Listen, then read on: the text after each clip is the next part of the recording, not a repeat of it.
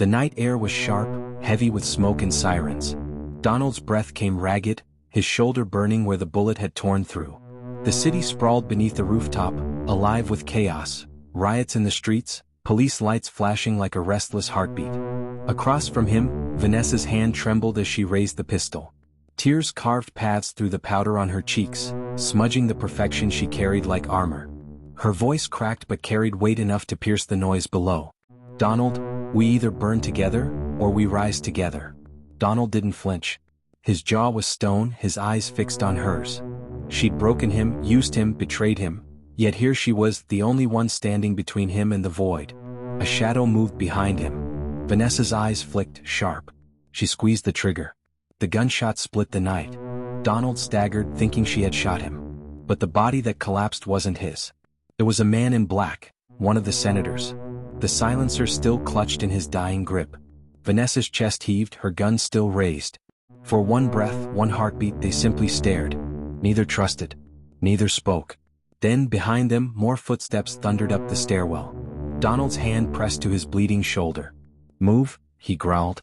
She hesitated, then grabbed his wrist. Together they ran. The Lamborghini's engine screamed into the night, swallowing them whole as the rooftop door burst open and gunfire rained behind them. Kingsley sat in the marble dining hall of his mansion, the chandeliers above him trembling from his roar. His empire was crumbling, banks frozen, allies vanishing, whispers of betrayal everywhere. Vanessa stood at the end of the long table, her defiance hidden behind silence. "You embarrass me," Kingsley snarled, his glass of brandy shattering against the wall. "This boy, this Donald, he makes a fool of you. Crush him. Prove your loyalty." Vanessa's lips parted, her voice cold as steel. "You don't own me." The slap was swift, vicious. The room went silent except for the echo of his palm against her cheek.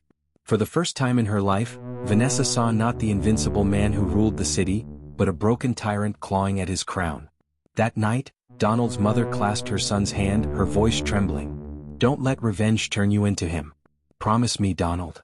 Donald said nothing. His silence was answer enough. The black ledger lay open beneath the dim glow of Donald's desk lamp. Numbers, codes, offshore accounts. One name repeated again and again. Senator Marshall. Donald's fist clenched. Kingsley was never the true king. He was just a pawn. Meanwhile, in her father's study, Vanessa discovered something older, her mother's diary hidden in a hollow drawer. The pages revealed her mother's fear, her loneliness, her despair at Kingsley's iron hand. A single line stopped Vanessa's breath. "If I disappear, it won't be an accident. He will silence me." Vanessa's tears blurred the ink. Later she found Donald. Their eyes locked, their silence carrying both truth and lie. She whispered, almost to herself, "Maybe we're both just children of monsters." The trap was inevitable. Vanessa arrived at the warehouse, her heels echoing on the concrete. Donald stood in chains, blood streaking his jaw, Kingsley circling him like a predator savoring the kill. "You think you've won?" Kingsley sneered, raising the barrel of his pistol to Donald's forehead. "Your father was a traitor. You'll die the same way." Donald's lips curled into a smirk despite the blood. "Then you'll finally admit you fear me." The gun cocked. Vanessa's chest heaved. Her hazel eyes flickered between her father and the man she both hated and couldn't let go of. Then, the explosion. The lights died. Chaos erupted. When the smoke cleared, Donald was gone. Vanessa stood in the wreckage, her pistol still warm. Kingsley's roar shook the rafters. "You dare betray me?" Her silence was his answer. Donald sat in his dorm, the black ledger spread across the table. His mother's voice echoed in his memory, "Your father wasn't innocent." Meanwhile, Vanessa pieced together the truth of her mother's death. Betrayal layered upon betrayal, Kingsley had smothered every truth to keep his throne. When they met again, it wasn't in anger. It was in shared brokenness. "You used me," Donald said quietly.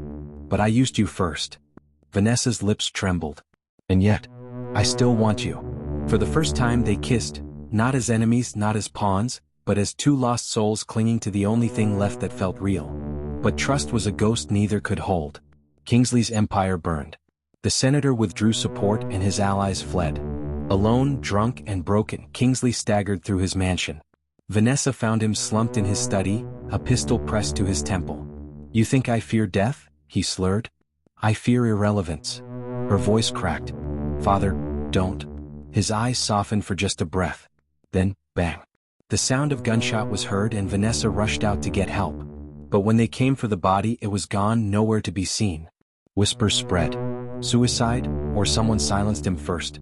The city burned with protests, chants of justice echoing off glass towers. Donald marched at the front, his voice steady, his frame unshaken even as police batons cracked against the crowd.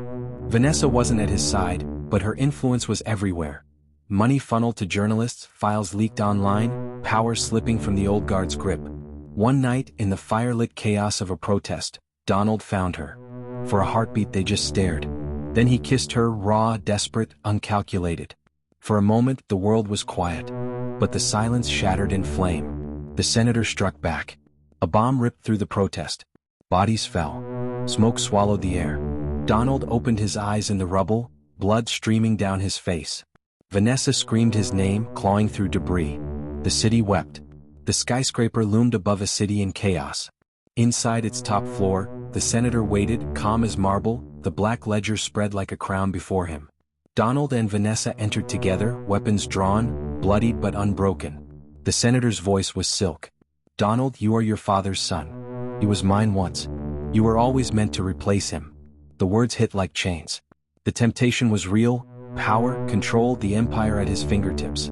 Vanessa's hand gripped his, trembling. "Donald, don't become him. Don't become them." Polka dot shirt and yellow dress. Gunfire erupted. Shattered glass rained as the city lights poured in. Donald fought with everything left in him. When it ended, the senator lay on the floor as if dead, the black ledger soaked in his blood. Donald stared at it. Power was his if he wanted it. But he turned, leaving it behind. On the rooftop, the city burned below. Donald's body leaned against Vanessa's, both of them scarred, both of them alive. Her voice was soft, broken.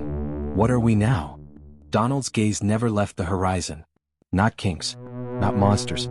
Just survivors. Chief Kingsley's empire collapsed not with a single blow but like a rotting wall finally crumbling under its own weight. For decades, he had built it with bribes, intimidation, and secrets buried deeper than graves. But now the cracks spread too fast to seal. His allies deserted him one by one. Money trails that had once been hidden in smoke and shadows now burned under the white glare of investigation. Kingsley prowled his grand estate like a lion pacing the edge of its cage. His eyes, sharp and commanding even in his late 50s, betrayed something he had never shown before: fear. The silence of his mansion mocked him. Even the chandeliers seemed to sway in judgment. And then Donald appeared, no longer the timid boy Kingsley once dismissed. At 22, Donald radiated a calm defiance, a man tempered by fire and humiliation but unbroken. He faced Kingsley not with fists or vengeance, but with evidence. Papers, recordings, proof that tore apart the illusion of invincibility. Kingsley's roar of defiance echoed through the room, his words dripping venom, yet his power slipped away with every syllable. Dragged away in handcuffs, he spat promises of revenge, his pride refusing to die even as the empire he built was reduced to ashes. For Donald, the victory was not loud or dramatic. It was quiet, final.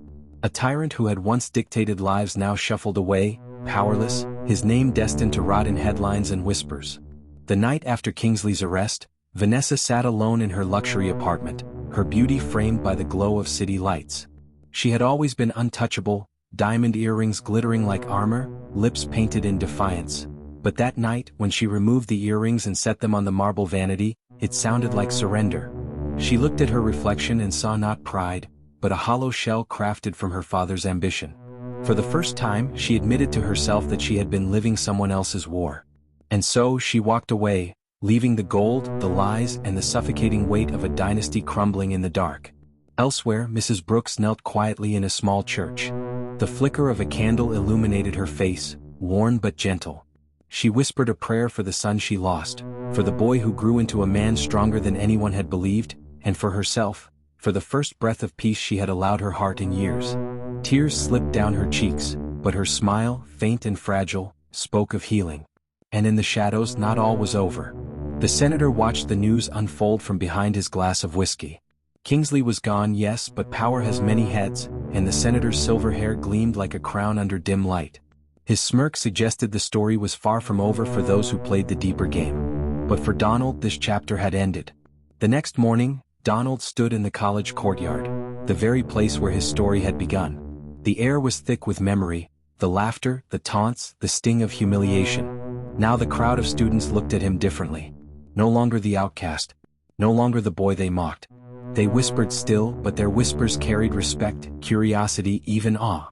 Donald brushed his hand against the old bench where he once sat, enduring their cruelty. He did not smile in triumph. His lips curled only faintly, an acknowledgement of how far he had come. Across the courtyard, Vanessa watched him. Their eyes met briefly, hers heavy with regret, his calm resolute. Nothing needed to be said. She turned away, walking back into the world, while Donald walked forward into his own. As he crossed the gates, sunlight broke through the clouds, painting him in warmth. The chains of vengeance, humiliation, and rage had fallen away. What remained was something Kingsley could never touch: freedom. And with quiet certainty, Donald knew the truth. Revenge was never the victory. The real victory was peace. Hit the subscribe button for more chilling and captivating stories.